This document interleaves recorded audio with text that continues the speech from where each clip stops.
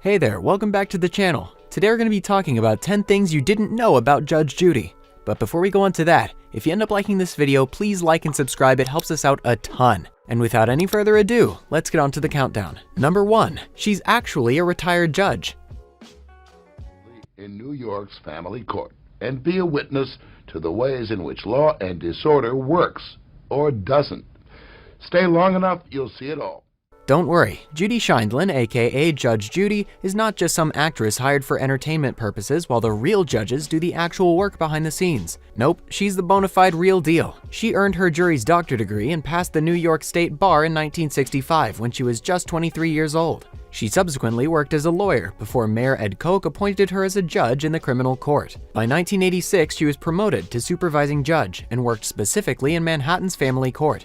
After presiding over 20,000 cases, she retired in 1996 at the age of 54, but her career was just getting started. With a scalpel. So your objection's noted. It's overruled. Have a seat. No, listen to me. This is not a tea party. You make an objection. Number 2, she originally didn't want the show named after her. When you look down at people and you're insulting them, usually, the entire time, do you lose faith in humanity? You know, I think that as you get older...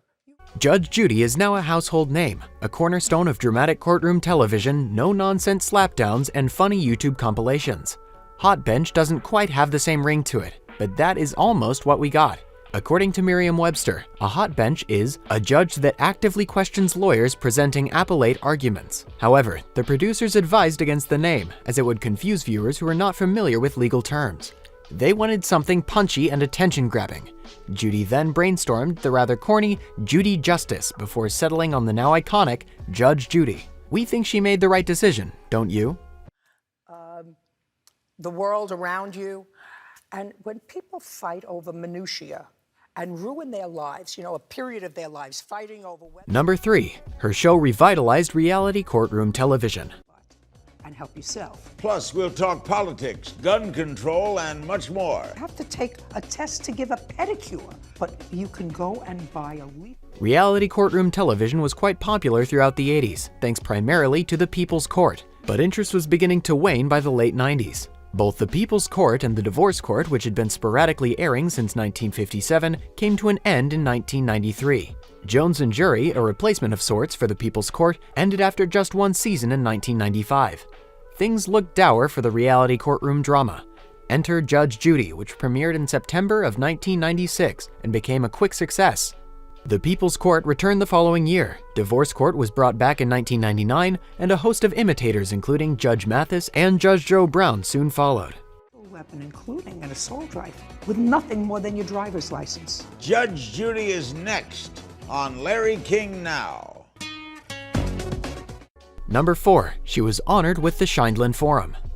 My birthday was October 21st. I was 76. Wow. Now, what?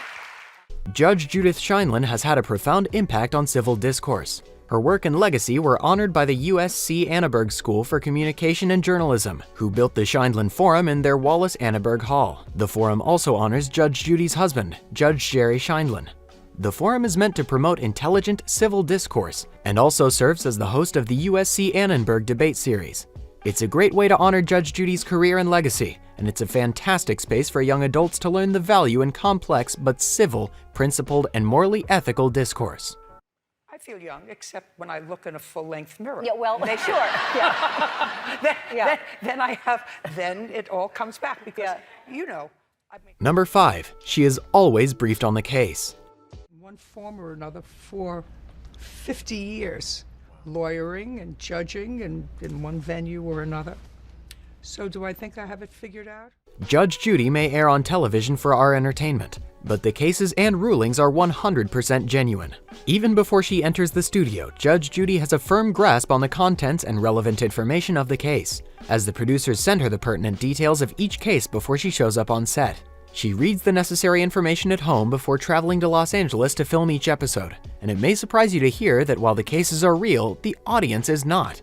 The audience is often composed of aspiring actors who are paid a low hourly rate to sit in the room and look intently interested in the case. Where do we sign up?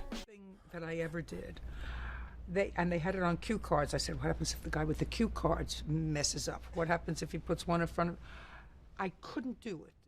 Number 6. She has always worn her signature lace collar.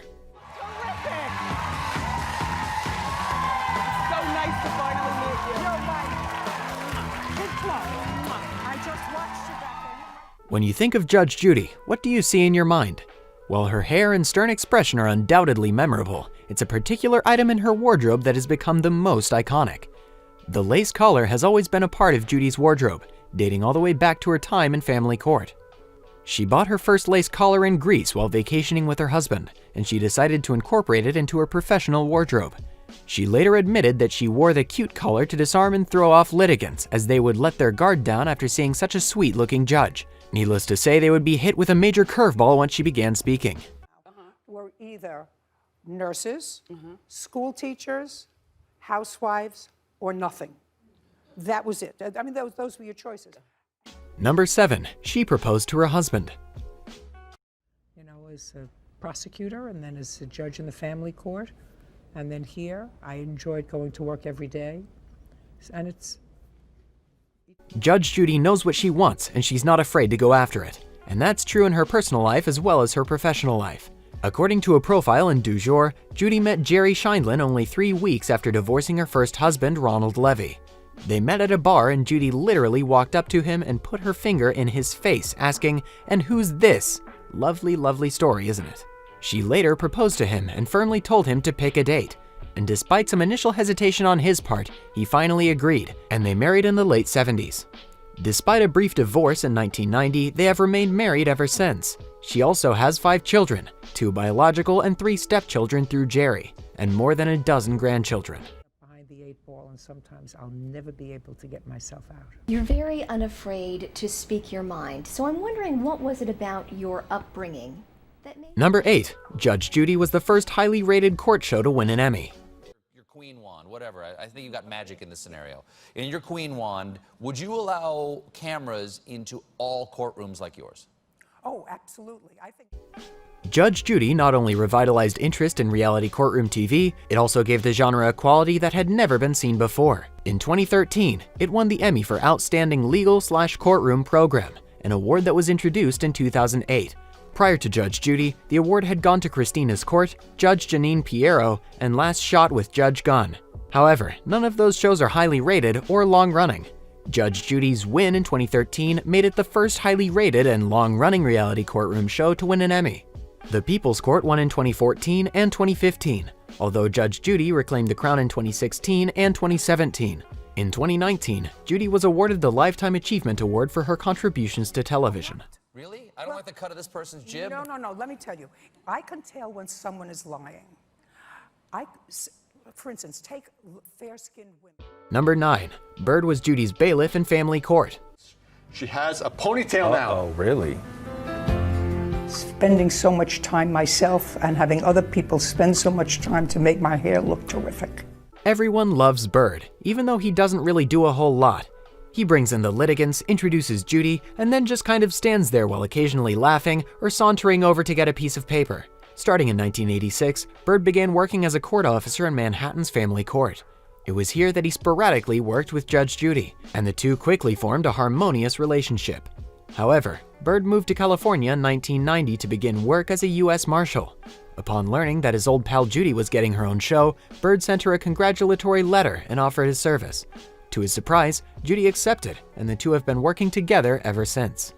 Is still the queen of syndication. She's been serving up justice for 23 years, and now she's changing up her look. She surprised a lot of people when she debuted a new hairdo behind the bench. Number 10. She has been the world's highest paid TV host. So what I was trying to say was... Don't speak. Don't speak. I know just what you're thinking. Do me a favor, just for my own. There are a lot of notable TV hosts out there, but none are as well paid as Judith Scheindlin. Turns out, there's fantastic money in being a reality show judge. In 2018, Judy beat out Steve Harvey, Ryan Seacrest, Dr. Phil, and Ellen DeGeneres to claim the top spot, earning $147 million in pre-tax income. Granted, this was an especially great year for Judy, as she sold the rights to Judge Judy to CBS for $100 million, greatly inflating her typical $47 million salary. However, $47 million a year is certainly nothing to scoff at. According to Forbes, Judy currently has a net worth of $400 million, making her the 48th richest self-made woman in the country. Anyway, that's the end of the video. If you enjoyed, please like and subscribe, it helps us out a ton. And as always, thank you so much for watching and have a great day.